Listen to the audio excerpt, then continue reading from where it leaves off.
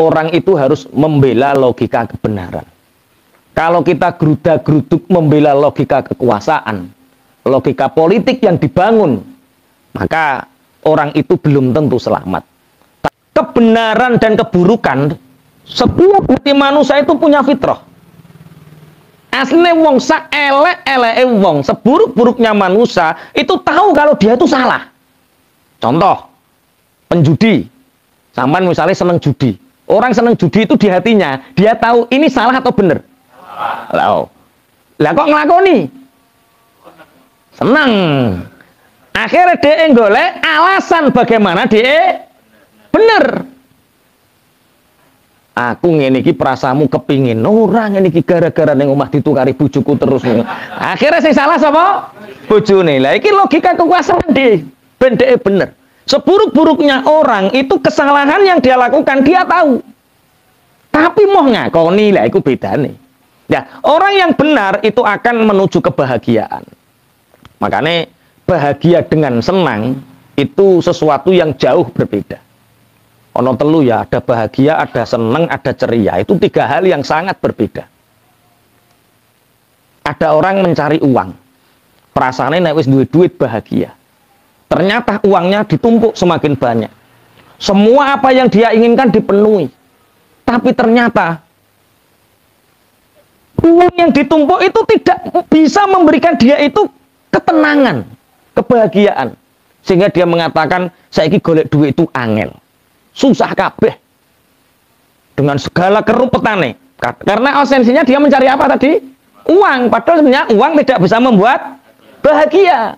Uang hanya bisa membuat orang seneng. Seneng itu satu perilaku yang diakibatkan fisik. Contohnya kue pingin tuku mobil, terus duit tuku mobil. Wih bahagia apa seneng? Seneng. Kue pingin tuku soto, terus kue mangan soto, rasanya enak. Wih bahagia apa seneng? Seneng. Bila sing bahagia sing piye?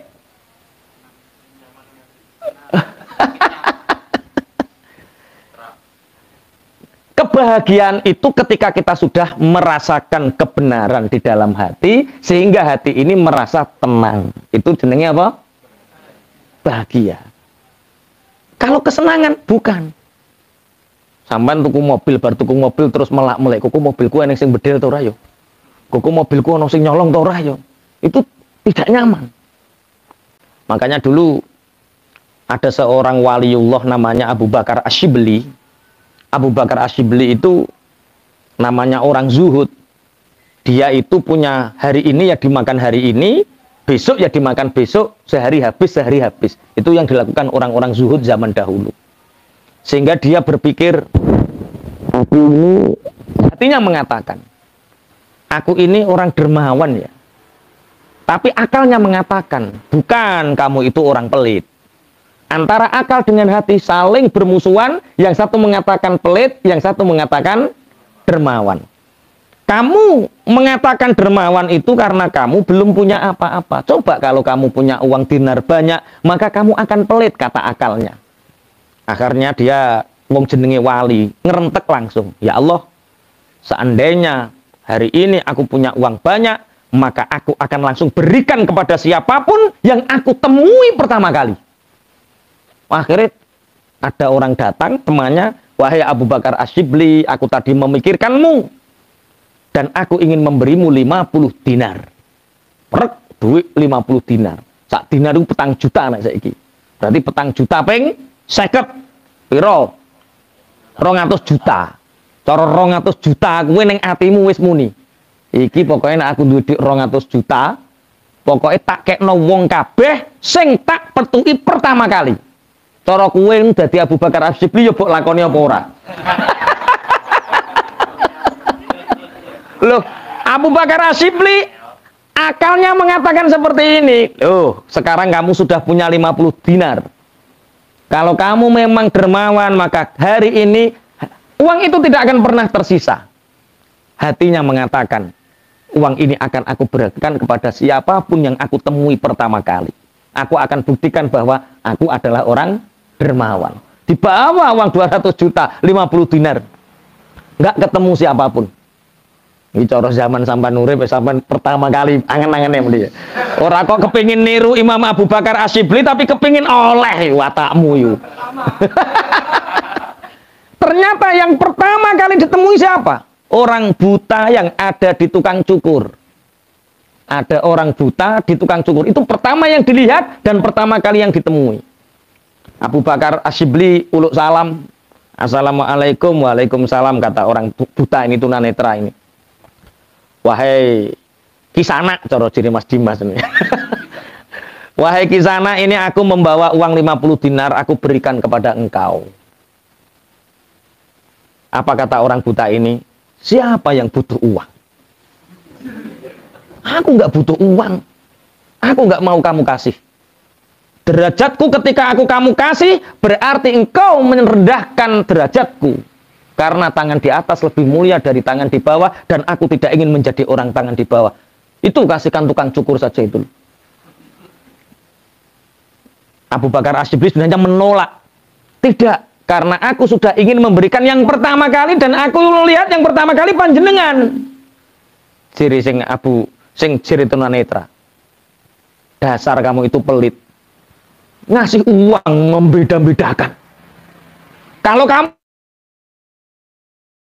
ternyata tunanetra itu wali.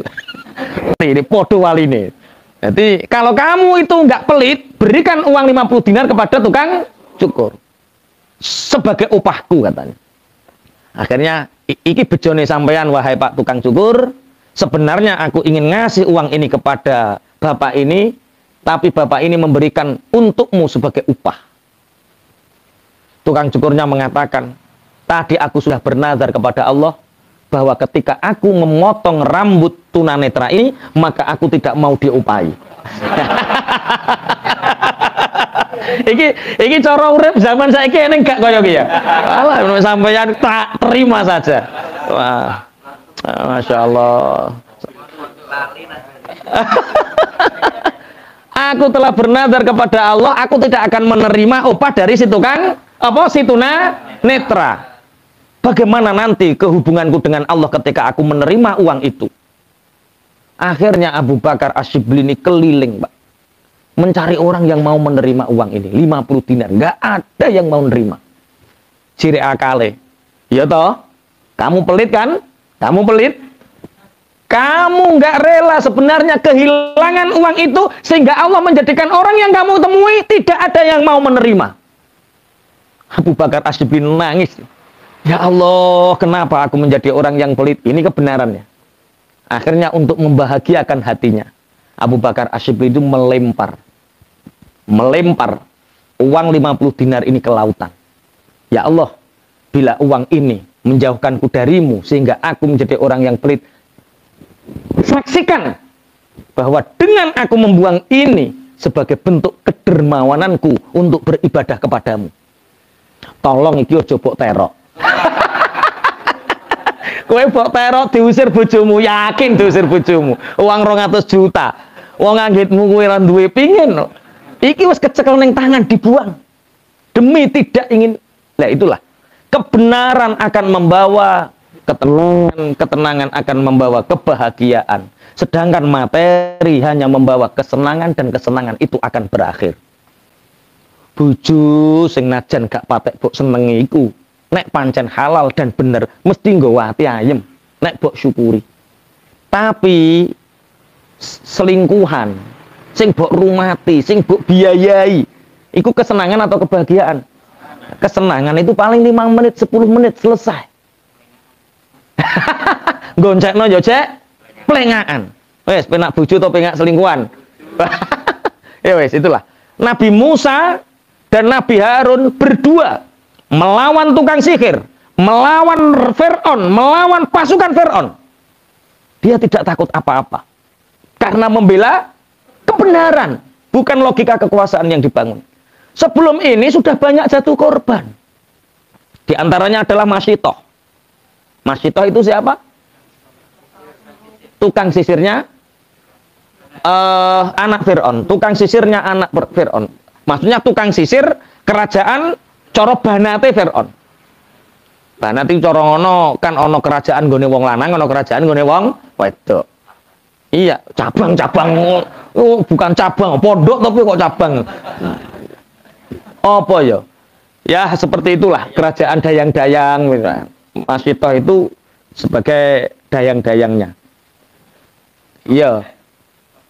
Yo kaputren lah. Akhirnya ketika sisirnya jatuh, dia itu menyebut celakalah musuh-musuhnya Allah. Celakalah orang-orang yang mengufuri Allah. Wah, langsung ini. Orang di kaputren itu, kamu tidak menyembah Fir'aun. Saya beriman kepada Nabi Musa. Dan saya menyembah Tuhannya Nabi Musa. Bahaya, kamu nanti akan dihukum oleh Fir'aun, dihukum mati. Saya beriman kepada Tuhannya Nabi Musa. Akhirnya saat itulah laporan ke Fir'aun masuk, kemudian Masyitoh ditangkap. Dalam penangkapannya ini sangat tragis, nggih. Dalam penangkapannya itu ada yang mengatakan dia disalib, ada yang mengatakan kakinya, tangannya, kedua kakinya itu dipaku. Kemudian beberapa anak dan suaminya, beberapa anak, suaminya satu maksudnya, beberapa anak, suaminya datang, kemudian mereka dibunuh semua. Kalau dulu, kalau dalam hadis itu diceritakan pakai apa?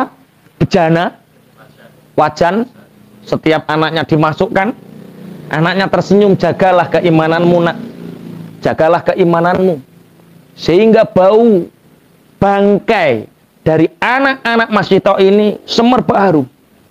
Semua dibunuh, tinggal Masyitoh, dan disaksikan oleh orang banyak. Masyitoh pun mengatakan, aku akan beriman. Setelah Masyitoh menguatkan anak-anaknya, dia sendiri kuat. Dan ternyata dengan kematian Masyitoh inilah Asiyah binti Muzahim mengeluarkan air mata. Mana yang dibela? Kekuasaan sebagai istrinya Fir'aun atau kebenaran? Karena apa? Karena ternyata Asiyah binti Muzahim itu melihat para malaikat rahmat itu turun. Sebelum mereka terbakar, terpanggang, malaikat rahmat melindungi mereka sehingga mereka mati dalam keadaan indah. Dan itu mukasyafah Asiyah binti Muzahim.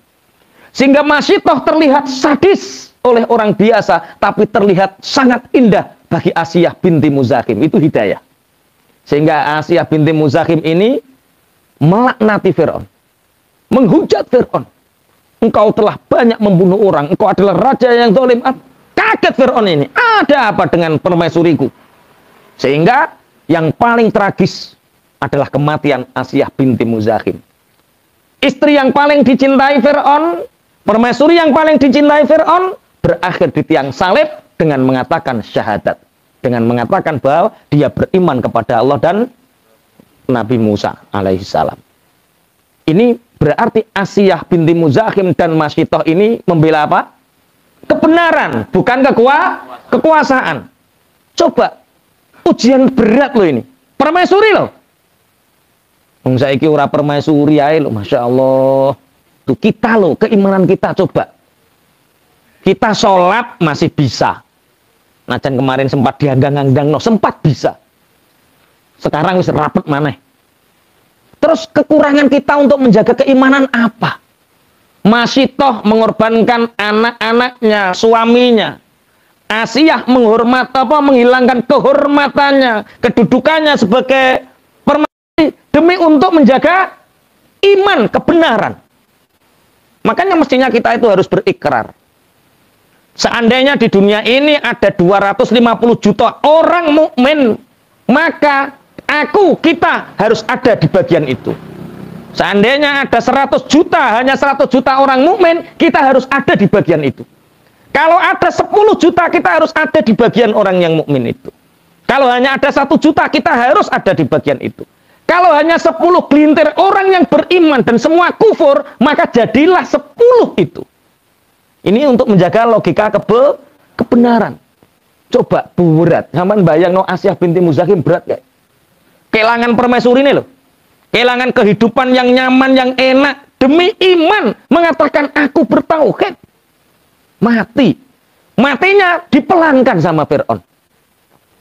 Kematian Asiyah binti Muzahim itu disalib. Untuk memberi pelajaran kepada. Dan itu dibuat propaganda oleh Fir'aun. Lihat. Yang membunuh mereka itu bukan aku. Yang membunuh permaisuriku itu bukan aku sangat mencintainya. Ini pemecah belah umat, Musa dan Harun. Akhirnya rakyatnya diprovokasi. Siapa yang harus kita hukum? Musa dan Harun. Coba. Masya Allah, Masya Allah. Lah iku at-tarikhu yu'idu nafsah. Sejarah itu akan terus berulang. Hari ini mungkin ada orang-orang yang kelihatannya baik, tapi sebenarnya itulah yang merusak bangsa ini. Itulah yang merusak agama ini. Makanya bagi saya, untuk melecehkan bangsa Indonesia itu tidak harus membakar merah putih, bendera diitek-itek, tidak. Tapi ketika pejabat sudah korupsi, itu sudah sangat menghina bangsa ini. Orang saya itek-itek gendero. Orang koruptor itu sebenarnya nelai gendero, ngisingi gendero. Itu hakikat. Makanya orang kalau nggak ngerti hakikat ya seperti itu, hanya pencitraan terus yang dijaga. Iku jenenge apa? Serigala berbulu apa jadi? Serigala berbulu wedhus yang ngono. Ya Allah, ini kita dapat satu pelajaran hikmah. Bagaimana Nabi Musa, Nabi Harun, Masyito, siapa? Asia binti Muzahim membela kebenaran dengan rela kehilangan semuanya. Karena Asia bukan nabi, bukan rasul. Karena siapa? Masyito bukan nabi, bukan rasul. Mereka diberikan pelajaran. Sehingga ketika Rasulullah Mi'raj, Rasulullah mencium bau harum kasturi. Ditanyakan kepada malaikat Jibril, itu bau harum apa? Itu adalah bau harum Masyitoh dan anak-anaknya. Bismillahirrahmanirrahim. Jadi apa? Wa yuhiqullahu haqqa. Allah akan selalu menetapkan kebenaran walaupun orang-orang pendosa itu akan benci. Jadi sampai niku nek pengin ayem gampang, nglakoni bener sithik. Sampai niku dalam hal apapun kalau membela kebenaran itu akan tenang, akan bahagia. Tapi kalau membela jabatan, membela harta, membela uang, maka kamu dapat senang, tapi nggak akan bahagia. Rungokno koruptor lho, rungokno. Mereka bisa dapat kesenangan mobil, punya selingkuhan, mungkin seneng-seneng urepe, tapi tak jamin hatinya resah. Karena apa? Tidak membela kebenaran. Orang membela kebenaran itu walaupun mati seperti ini, hidupnya tenang. Hidupnya tenang. Nek gak ngandel jajal engko lakoni ya. Mbuduni wong, rasa akeh telu wae mbuduni wong. Engko utang. Jajal nek kepengin roh ngrasakno keresahan ya. Mbuduni wong terus olah-oleh, mbuduni wong olah-oleh jajal. Kira-kira tenang enggak kira-kira? Ora iso turu, perkara sampean jek duwe iman. Bagi orang yang enggak punya iman, ya dapat kesenangan tapi enggak dapat kebahagiaan. Nabi Musa seperti tertekan, Nabi Harun seperti tertekan, Masyitoh seperti tertekan, Asia. Tapi mereka sebenarnya orang-orang yang merdeka sebenarnya, bahagia sebahagia-bahagianya. Fama amana li Musa illa dzurriyyatum min qaumihi ala khaufim min fir'auna wa malaihim ayyaftinahum. Dan tidak ada yang beriman kepada Nabi Musa kecuali sekelompok kecil dari kaumnya Fir'aun. Termasuk sekelompok kecil ini adalah saharoh. Jadi tukang sihir. Jadi sing musuhi pertama tukang sihir, sing beriman pertama tukang sihir. Kenapa tukang sihir beriman? Karena tukang sihir tahu yang dilakukan Musa bukan sihir. Sedangkan Fir'aun mengatakan, oh bener bos ketemu anak buah. Logika kekuasaan. Akhirnya tidak ada yang beriman kecuali sedikit dari sekelompoknya Fir'aun. Karena apa? Mereka takut pada Fir'aun dan kelompoknya. Ayaftinahum, takut terhadap fitnah yang diakibatkan. Fitnah yang diakibatkan seperti apa? Ya seperti Masyitoh tadi. Pembunuhan terjadi, penjara terjadi, salib terjadi. Dan secara basariah orang itu takut. Coba saat penjajahan Belanda dulu, kira-kira dari bangsa kita banyak yang ikut Belanda atau berjuang? Ikut Belanda ya banyak, berjuang ya banyak, sing etok-etok ora roh ya akeh. Dan ini yang lebih banyak. Wis pokoke etok-etok ora roh, kok nek ngarepe blondo nggih ndoro, ning ngarepe pejuang nggih ndoro. Ya cari aman, itu namanya ABS. Asal bos senang. Kalau di dalam kitabnya Imam Yusuf Hulaya ini itu Orang yang mengatakan asal bapak senang itu orang yang tidak hurriyah, orang yang tidak merdeka. Tidak merdeka secara kepribadiannya, tidak merdeka secara jamaah golongannya, tidak merdeka perilakunya. Justru orang seperti itu sebenarnya hatinya menjerit, rohnya menjerit. Karena apa? Lah yo pendapat ora iso, nglakoni apa-apa yang penting bos senang. Beda dengan pejuang. Walaupun di hutan, ini kebenaran yang saya bela. Tapi yang lebih menjerit lagi itu orang yang bela Belanda. Harta tidak bisa dibela, harta tidak punya, tapi mati sia-sia. Tapi ngono ki akeh. Siapa ya? Orang-orang yang hubbul jah, cinta kedudukan. Orang-orang yang hubbud dunya, cinta dunia, akhirnya seperti itu. Nah, saat itu, saat Nabi Musa dan Fir'aun ini, yang beriman hanya sedikit. Sebenarnya banyak, tapi takut kena fitnah. Mestinya yo banyak yang beriman tapi disembunyikan. Wa inna fir'auna la'alim fil ard. Sesungguhnya Fir'aun itu orang yang sombong di muka bumi. Wa innahu laminal musrifin. Dan sesungguhnya Fir'aun itu sudah termasuk golongannya orang-orang yang melampaui batas. Jadi begini, siapakah pemimpin yang akan ditumbangkan oleh Allah ketika orang itu sudah mencapai kesombongannya? Orang kaya itu kalau masih tawadhu dia awet. Tapi orang kaya yang akan dihancurkan oleh Allah itu siapa? Ya orang kaya yang sudah mulai sombong. Orang yang alim itu akan dijatuhkan oleh Allah ketika dia sudah ada rasa sombong. Loh, iblis itu alime gak kaprah loh. Iblis itu alime gak kaprah. Takarub sama Allah luar biasa. Kedekatan ibadahnya dengan Allah luar biasa. Tapi kenapa iblis itu sampai direndahkan? Karena dia sombong. Wa inna fir'auna la'aling fil ard. Manusia itu dibinasakan dengan kesombongannya. Iku nek kanggo wong-wong, awake mbayang aja ngono lah. Sampeyan sing mbok sombongno apa? Dunya ya ora eneng, ilmu ya ora eneng, bojo ya ora ayu. Terus sing mbok sombongno apa? Mosok kok numpak apa montor sing welek iku jenenge apa? Tek wah ngedeki wong-wong tek lha ya fakir kok sombong. Iku jenenge fakir sombong.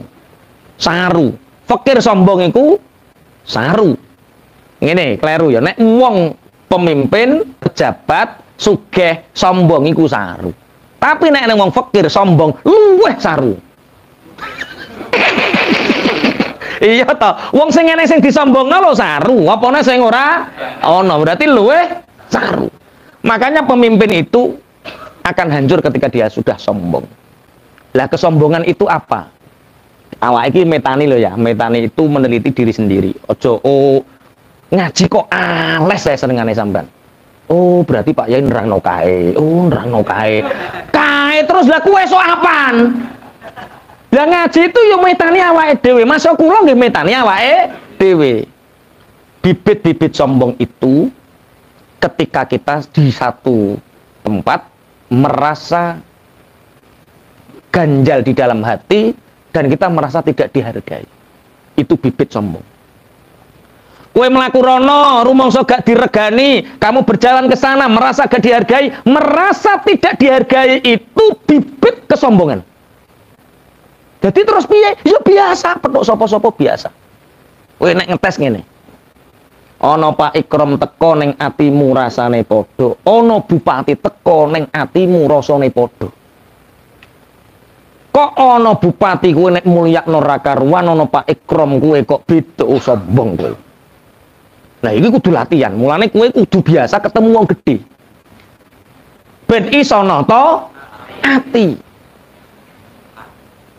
Piye-piye? Sing mbok sungkani apane? Loh, lah nek Pak Ikrom gak pantas disungkani. Iki kok gak paham iki piye maksudmu? Kita piye nek nerangno ki piye ki? Di privat ya. Begini loh. Makanya Syekh Abdul Qadir Jailani itu kan seperti ini. Kalau aku melihat anak kecil, aku akan mengatakan kepada diriku, dia belum banyak dosanya. Jadi aku menghormati anak kecil karena apa? Dia belum banyak dosanya. Kalau ada anak usia 15 tahun baru saja balik, dia bermaksiat, doakan. Sebujat-bujate bocah umur 15 tahun itu dosane jek cilik, jek seitik. Iki akeh sampean. Agar kita bisa menghormati mereka.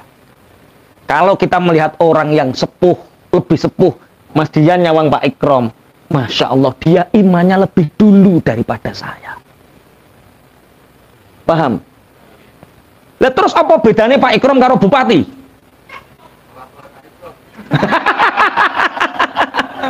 Gak, ini untuk melatih agar hati ini tidak sombong. Jadi kalau kamu merasa di satu tempat kamu tidak dihormati, oh itu sudah ada bibit sombong. Kalau kamu, makanya Mas Kofik pernah tak cerita nih, kalau pernah pas wayah kolaan kudung di Pasar Bojonegoro, kolaan jilbab, wayah latihan jadi pengusaha biyen, neng parkiran kolaan dijagongi karo tukang parkir, dirangkul ngene, diceramai karo tukang parkir. Main di Mas, mayang kawis, dodolan apa? Jilbab. Sepi to ora? Nggih, biasa Mas. Sabar. Wong urip wis ngono kuwi. Dadi kadang laris, kadang sepi niki biasa. Sing penting aja anu, Mas. Aja ngersulos, pokoke semangat ya. Dodolan wis ngene iki. Masuk aku ya sabar, Mas, ngene iki aku wis meneng. Alhamdulillah. Ngono ki adem ces. Adem ces. Soale aku ora pernah dituturi wong kecuali kiaiku. Iki dituturi tukang parkir, keren nggak? Wah, keren ya Allah, adem ceres. Lah, orang yang sudah ada bintik-bintik kesombongan di dalam hatinya dituturi tukang parkir, weh gak ngerti, Ustad. Ustad, kue ya Allah, hati-hati, hati-hati ya. Jadi, kalau orang sekarang itu banyak nader-nader kesombongan di dalam hatinya karena dia merasa di dalam satu majelis dia merasa nggak dihormati, di dalam majelis dia merasa nggak dimuliakan, di dalam tempat itu ujian kita. Jadi iling ya, ketika kita di satu tempat kita merasa tidak dihargai, berarti itu ada bibit sombong. Kalahkan sendiri, kalahkan sendiri. Makanya al-ba'its, sesuatu yang membangkitkan kita melakukan amal li ghairillah, kepada selain Allah, itu bisa dikatakan riya. Contoh, ada Pak Camat dan kebetulan sampean kepingin tanda tangannya Pak Camat, sampean usah urip-urip gak tahu sholat Jumat di depan, karena saat itu Anda pejabat dan butuh tanda tangan Pak Camat ada di depan, sampean maju ke depan. Itu kalau dalam ilmu tasawuf, majune sampean niku krana Allah apa krana camat? Tuh kok wis mbok jawab. Lah kalau karena camat itu harus dilawan. Ya Allah, aku ikhlas ya Allah. Aku berarti aku ku apik ning nguri dhisik. Krana kok aku maju krana camat. Wis aja ndelok ganjaran dhisik. Ini untuk melawan bagaimana hati ini ikhlas mukhlis lillahi ta'ala. Makanya bagi kita siapapun yang ada di depan, cara menghormatinya sama. Melihat orang yang ada di bawah usia kita, mereka belum banyak maksiat. Melihat orang yang di atas kita, mereka berimannya lebih dahulu. Kalau menghormati, ya menghormatilah. Orang punya jabatan ya kita hormati, orang masyayikh ya kita hormati. Tapi hati ini jangan sampai menyepelekan orang karena orang. Paham Mas Dian yo? Bedanya apa Pak Ikrom karo bupati saiki ayo?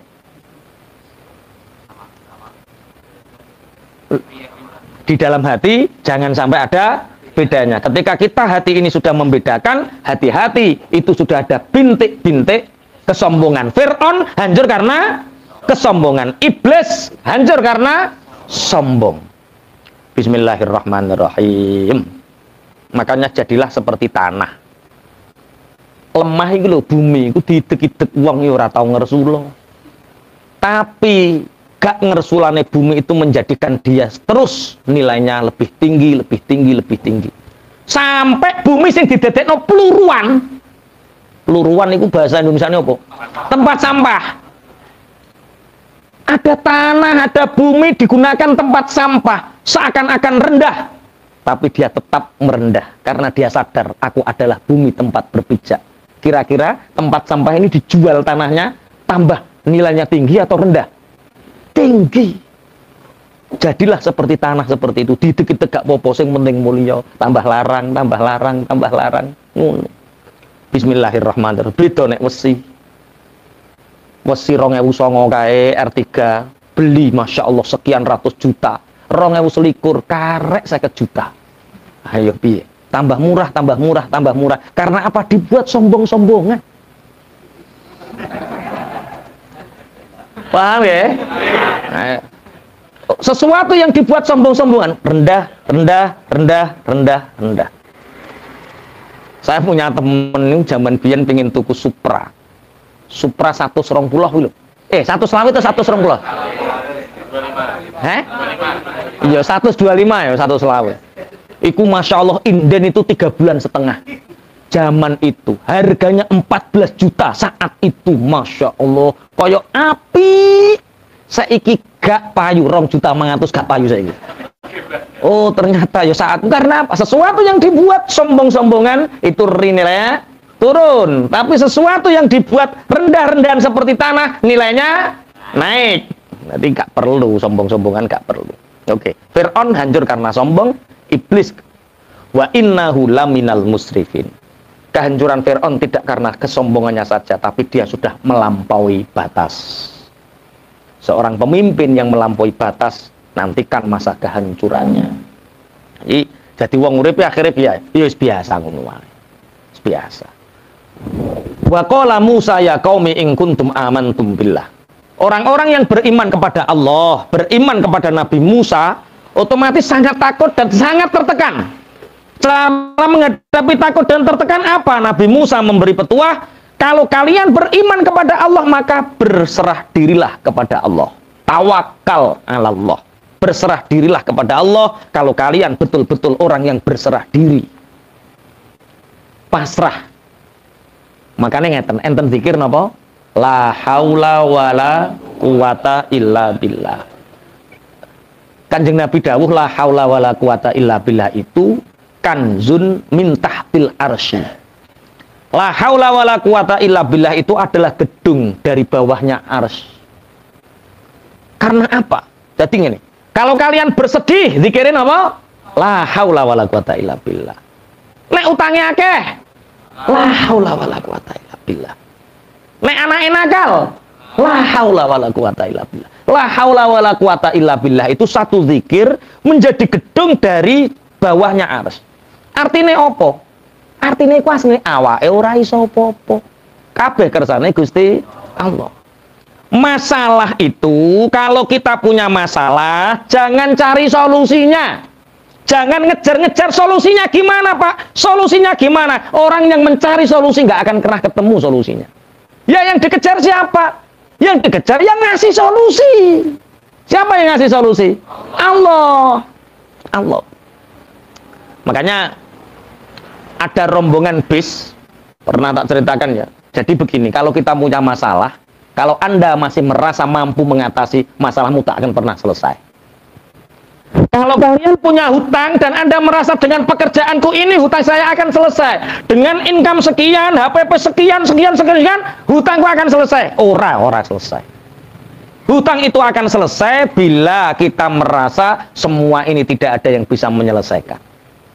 Yang menyelesaikan Allah. Nek Gusti Allah noto, iso ketoto.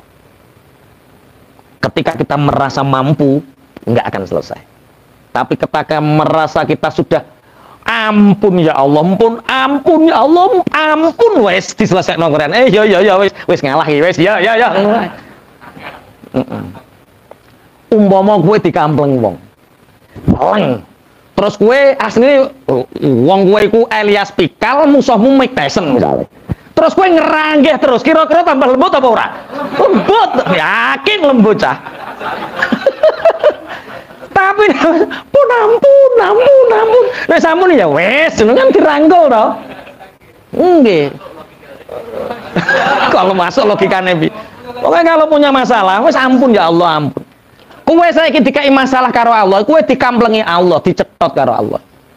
Dijawil karo Allah. Wong tua iku ngampleng anak. Nek anake mbantah terus ngono iki dikampleng nek to ora? Ditambahi. Ditambahi. Tapi nek pun Pak pun karek jenengan Pak, wis yo ngene tarekano ngono.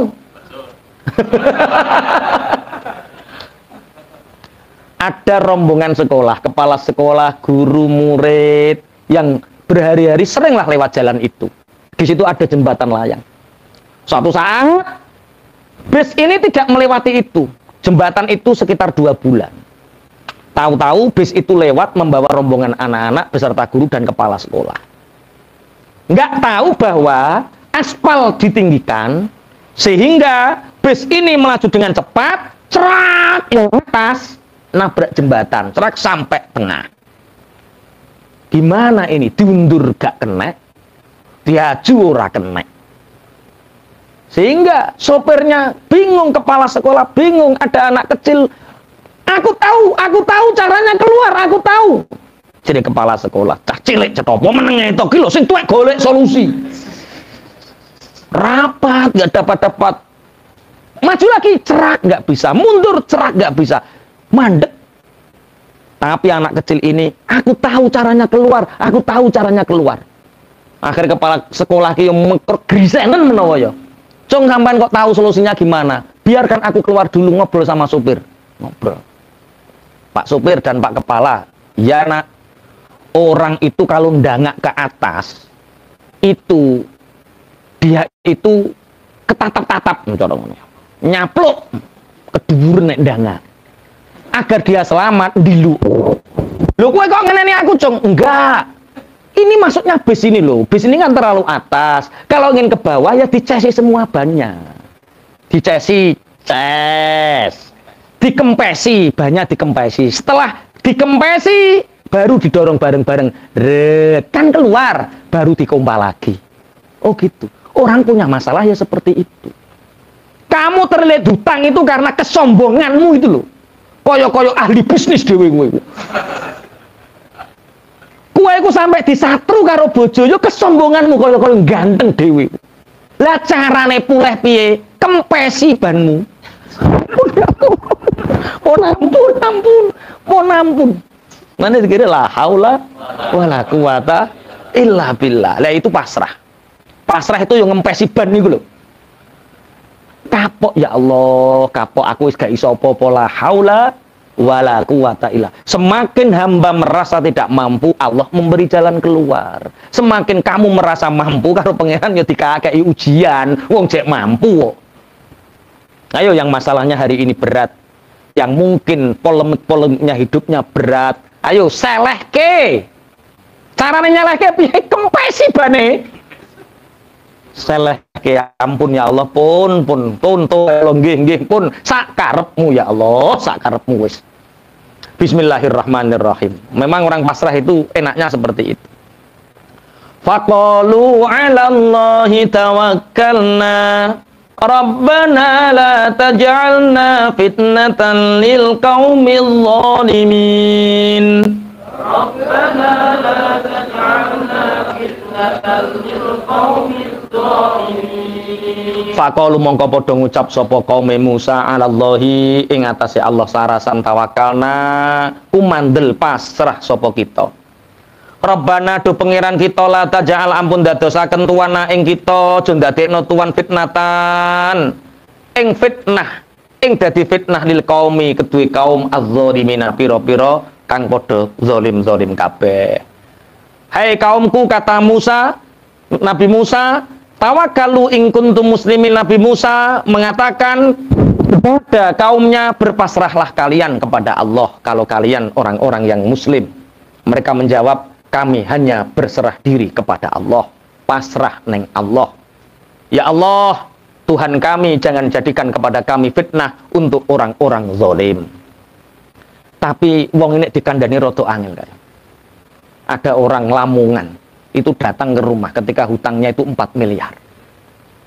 Hutangnya berapa Pak? 4 miliar Ustadz.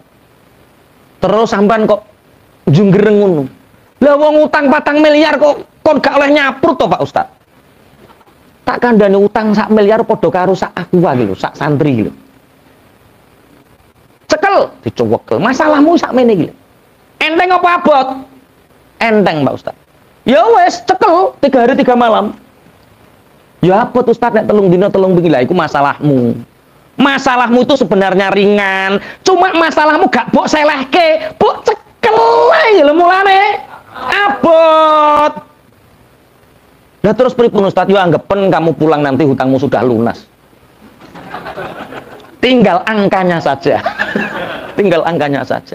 Kita punya masalah, merasa berat itu karena kita tidak pernah nyelehke masalah. Lah nyelehke itu jenenge pasrah. Ngeten lho Pak, pripun Ustaz? Iktimat Allah, pasrah kepada Allah. Wis to, sampai nek gelem pasrah ning Allah, engko diopeni Allah. Nek jawab ngene. Mbah Pak Ustaz, model aku nek pasrah Gusti Allah gak iso cekak-ceket model. Ya Allah, ya Allah. Jare di pasarna Allah Gusti Allah ora iso cekak-ceket jajal. Gak ngregetno wong. Tak kandhake, Allah itu Al-Jabbar. Al-Jabbar iku maha sakarepe dhewe kok cekak-ceket. Allah itu dengan Al-Jabbarnya iku gak iso diintervensi. Gak iso sakarepmu dhewe. Iya. Modelnya nek pasrah wong kan iso sacet ngono ya. Nek pasrah Gusti Allah jare gak iso ceket ya. Ngene iki piye? Pun pasrah ning Allah. Sampai nek pasrah ning Allah, totonane Gusti Allah iku mesti luwih apik. Bahkan kadang-kadang sesuatu itu gak mengenakan. Contoh, ono contoh sing paling cilik, ono contoh sing paling gede. Contoh sing paling gede misalnya kaya Nabi Musa ketika ada di pinggir lautan, dia punya apa? Nggak punya apa-apa. Dia hanya punya Allah. Laut terbelah. Pasrah. Akibat dari apa? Pasrah. Sing rada ringan. Saya punya teman. Orang Balen. Dia terlilit hutang itu 35 juta. Dia punya tabungan 3 juta. Berarti cek kurang piro?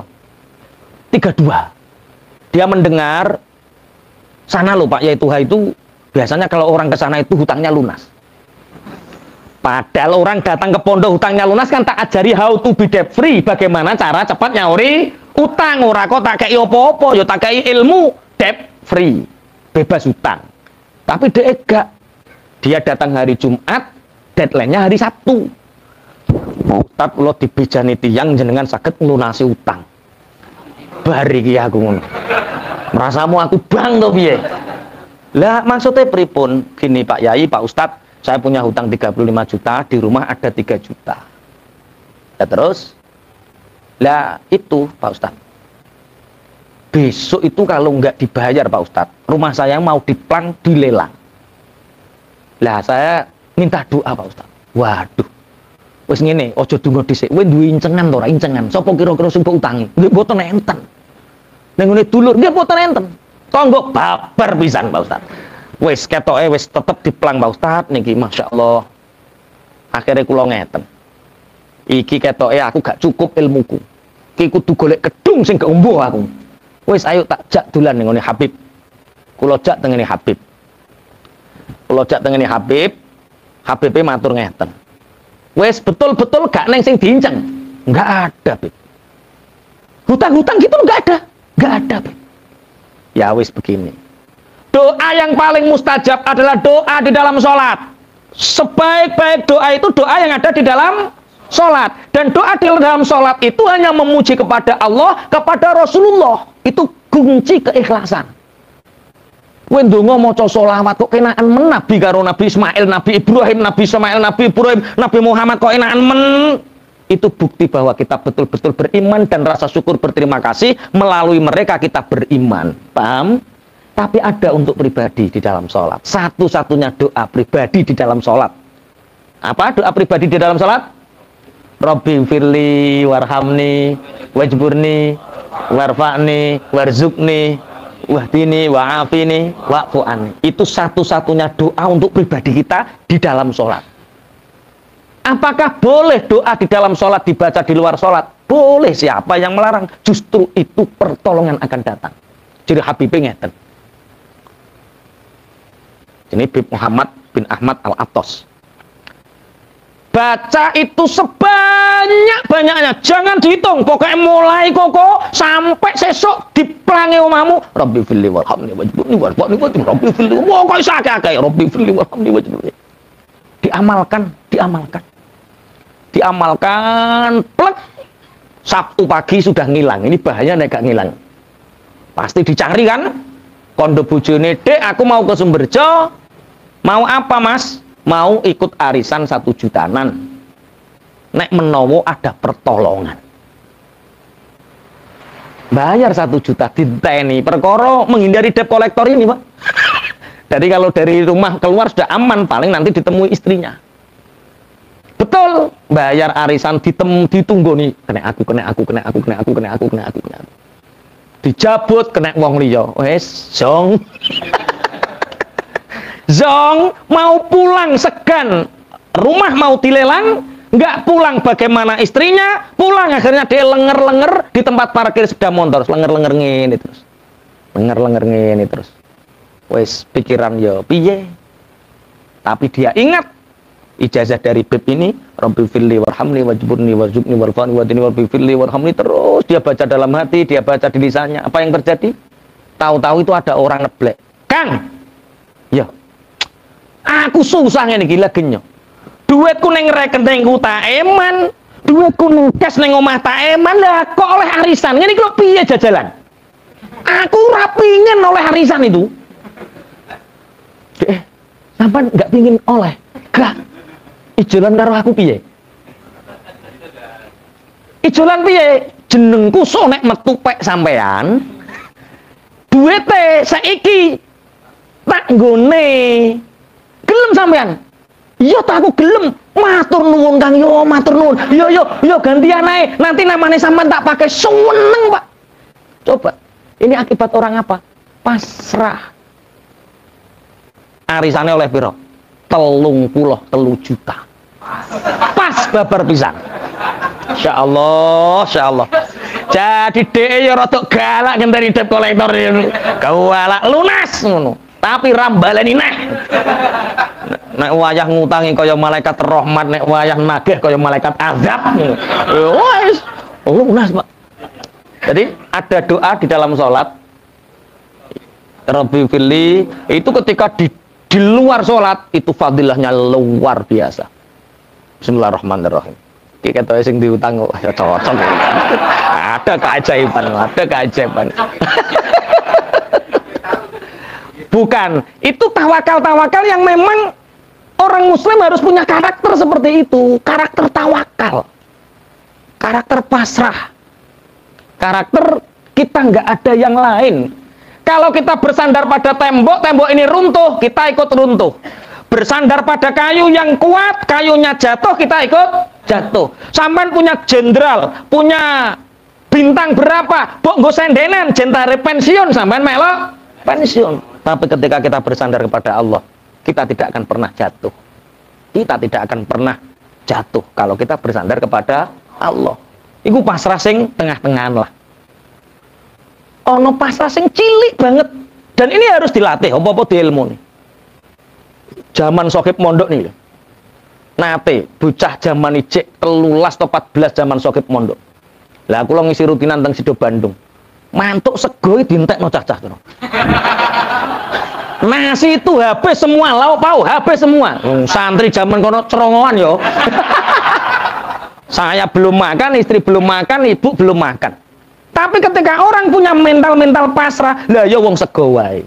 Ki mungkin Gusti Allah nektir awake kongkon tuku sego ning balen. Tuku ning siji dhewe, Pak. Umine tak goncekno karo anakku bungkus 1 sama ibu. Wis. Mangan niku. Enak ya. Iki umpama dik mengnasi ini sama anak-anak disisakan, yo enggak seenak ini. Jerumene tapi kan bayar tapi. Ya urung karuan aku yang ngono lho. Bayar lah sing penting rasane enak. Bareng kita bungkus Pak 1. Nggih, bungkus 1. Bareng mau bayar, ngapunten Kak. Dek wae enten tiyang lewat ngertos jenengan terus besiki kula, mangke tiyang niku sing bayari kula sedaya. Lho, tenan to. Itu cara Allah. Jadi Allah menggerakkan santri untuk menghabiskan nasinya. Perkara ning Lauh Mahfuz itu karo bojone iki wis pasrah, dhek kek mangane enak, mosok kok ngrumat santri mangane ra enak terus cah. Kok ning balen digerakkan kembali. Mangan bebek seger gratis coba. Piye? Lo kalah rupa menang jopo. Kula niku mboten jopo nih, cuma begini loh, melatih ikhlas, melatih ridho itu terus dilatih. Nek jere Nabi Musa, fa'alallahi tawakkalu in kuntum muslimin. Dan ini menguatkan sekali bagi kaumnya Nabi Musa saat itu. Akhirnya mereka berdoa, kami hanya berserah diri kepada Allah.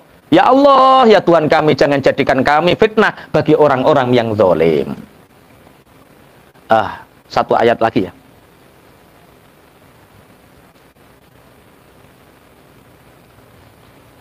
Dua ayat lagi lah. Ya, 2 ayat lagi. Masih doa. Wa najjina bi rahmatika minal qaumil kafirin. Wa najjina bi rahmatika minal qaumil kafirin. Wa auhayna ila Musa wa akhihi an tabawwa'a liqaumikuma bi Misra buyutan waj'alu buyutakum qiblah.